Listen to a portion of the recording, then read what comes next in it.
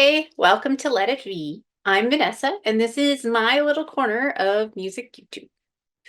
So today, I'm going to do something a little different. I'm going to do a tier list ranking of one of my favorite bands, Led Zeppelin. You may have heard of them. So I got into Led Zeppelin probably about 20 or so years ago now. When I was in high school, they were one of the first classic rock bands that I got into that kind of drew me away from rebelling against the music that my parents listened to and, you know, put me into just opened my horizons, I should say, away from what was happening in modern music. I was mostly just focused on modern music and the 80s a lot. So it just drew me into some new eras and led to an appreciation of lots of different things.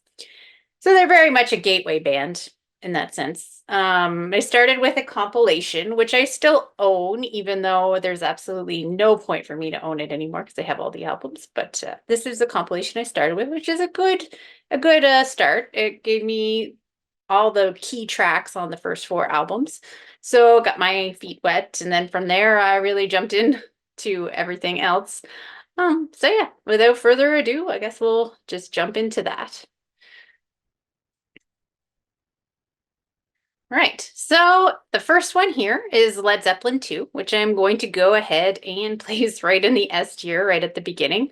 I love Led Zeppelin 2 a lot. And it seems to be one that's a bit divisive among people. A lot of people don't like it as much, but I don't know. I think it's got lots of bangers on it. I mean, a whole lot of love I can never get sick of, even though it's one of the biggest songs. Thank You is a beautiful ballad. Heartbreaker is a banger. Um, Ramble On is awesome. Just like I love every song here. When I was younger, didn't always put it as high because I had a bit of an issue with the Lemon song. Wasn't big on that one, but I've made my peace with the Lemon song over the years. So yeah, so that is S tier for me. So Led Zeppelin 1. That is one that I am less high on actually than some people. I have that one in the B tier. I still think it's very good. Obviously, there's tons of classic songs on it. You can't deny Good Times, Bad Times. You can't deny Babe, I'm Gonna Leave You, Dazed and Confused, Communication Breakdown. But I don't love some of the deep cuts on it as much, especially when you compare it to everything else. It just does not quite resonate with me as much as the other albums. So it ends up sort of on the lower end, even though it's still an awesome album with lots of awesome songs on it. I'm going to put Physical Graffiti in the S tier ahead of Led Zeppelin 2. I really think that this is a double album that justifies its length and makes it worth your while. I love the variety on it. I think there's some great songs here. And I like that they tried some different things. Things like Down by the Seaside. It's a little different than what they were doing. And I think that that makes it a bit unique in their catalog. It's one that took me a little longer to connect to. I didn't listen to it as much when I was first getting into them, but over the years it has grown to be one of my favorites. So that belongs there. Presence is unfortunately going to go in the B tier. I want it to be underrated. I want to love it a little bit more because it does feel like it's one that gets kind of left behind when people are talking about Led Zeppelin. But I don't know. I just can't get there. I really like the opening track. I love Achilles' Last Stand, and I like the closing track as well. And I think that, but in the middle, it's all very consistent. It's an enjoyable listen, but it just doesn't have the highs that some of the other albums have. So it's hard to put it in the same level as those. So yeah, and unfortunately, it's got to go in the B tier. But I mean, it's still great or still very good. I love the artwork. I love the album artwork for it. That would be S tier, but unfortunately, the album itself has to go in the B tier. So now Led Zeppelin 3. which is definitely S tier. This was the first one that I fell in love with when I first got into the band. It's got my favorite song by them on it, Since I've Been Loving You. And it's something, again, a little different. It's a softer side, especially when you contrast it from Led Zeppelin 2. I'm sure it was a pretty big shock to hear it at the time. But there's just something about it I've always loved. I love every song on here. I love just this softer approach as much as I love their hard rocking stuff. I still think that this album is just, well, it is my favorite.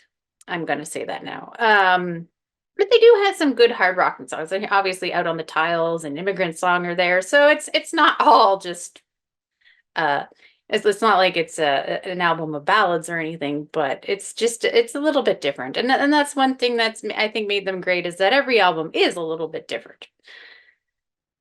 In Through the Outdoor is another one that I think gets underappreciated a lot. And I really think it's a cool album. It's them looking towards the future. It's them getting with the times of the later 70s, but also still maintaining their identity. Like this sounds like Led Zeppelin, but it's Led Zeppelin in 1979 with the synths and everything integrated, but I think they blend well. I think everything works together to make this album great. I really do. I think that people kind of sleep on it a little bit, and there's some really great songs here. And I think Carousel Lambra or Lambra. I'm not sure exactly how you're supposed to pronounce it, but I think especially the synths on there are just really cool, a little spacey and very different for them. But I just think it all works together so well. It's such a cool song.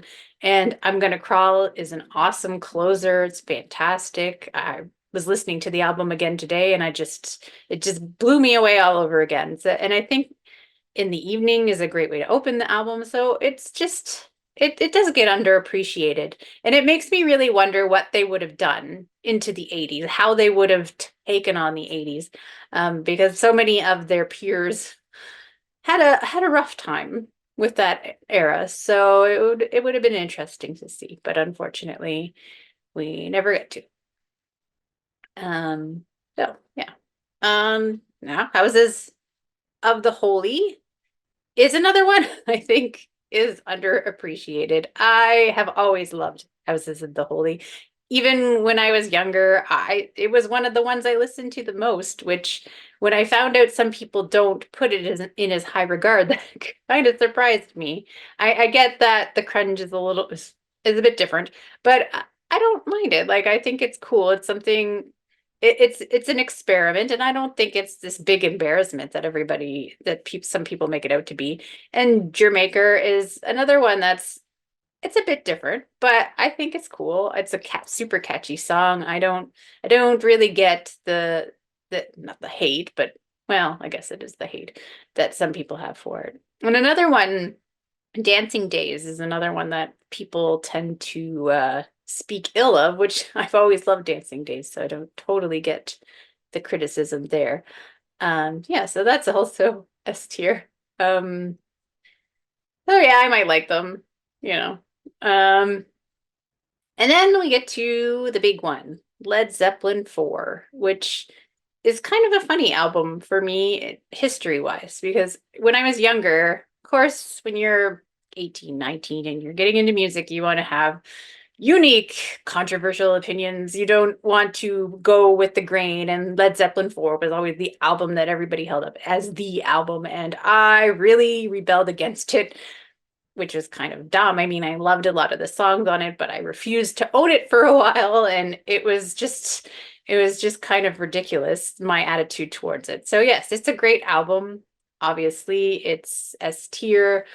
I would put it ahead of two, of course, but I still don't quite love it as much as my other top three. Like, I do really love it. I think it's great. It's full of great songs. It's a classic for a reason, of course, but I don't know if it's just leftover feelings from that weird chip I had on my shoulder about it in the past, but it doesn't quite get to the same level for me on the highest end as these other three. So, I mean, it's still an S tier album, so it's not like it's, getting downgraded or anything, but as far as an order, this is where it lands for me. So yeah, that's my list. Nothing too crazy, I don't think. I mean, I'm sure Led Zeppelin 1 might be a little low for some people. Um, that's okay. It's still very good. They don't have a bad album, which not a lot of people can say that. Not a lot of bands or artists can say that they don't have a bad album. And even Coda, which sometimes gets brought into the conversation about their albums and gets kind of dissed, I think that's still good. I would still put that maybe at the bottom of the B tier or at the highest part of the C tier. Like I still think it's a good album. I still enjoy it and it's nice to hear those extra songs, but is as it is technically a compilation, this tier list is correct to not include it, I think. So that's my Led Zeppelin tier list. What are your favorite Led Zeppelin albums? Do you think I'm crazy? Probably, maybe, or maybe not. What do you think about In Through the Outdoor? Do you think that it gets a little bit slept on sometimes? Let me know. All right, till next time.